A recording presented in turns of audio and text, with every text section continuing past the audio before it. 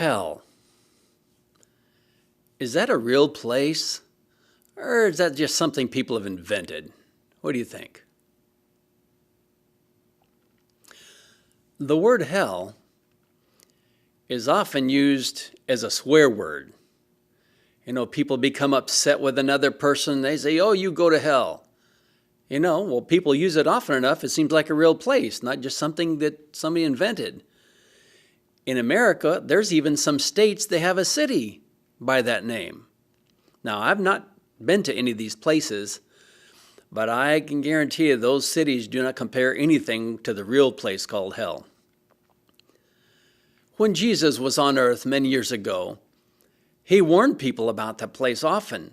He said, yes, it is a real place. One time Jesus told the story about a real man named Lazarus. He was such a poor man. He sat begging. Where was he sitting? Near the gate of one of the richest men in the area. He had many servants. He had all kinds of fancy clothes and delicious food. But the problem was, both of these men died about the same time. And verse 23 says, and in hell he, that's the rich man, he lifted up his eyes, being in torments, and he sees Abraham afar off, and Lazarus in his bosom. Here is this rich man feeling all the pains and the heat and the torture of hell. And he says, Father Abraham, please let someone come put some water on my tongue. And Abraham says, I'm sorry, there's a gulf between us and you. Nobody can go from one side to the other.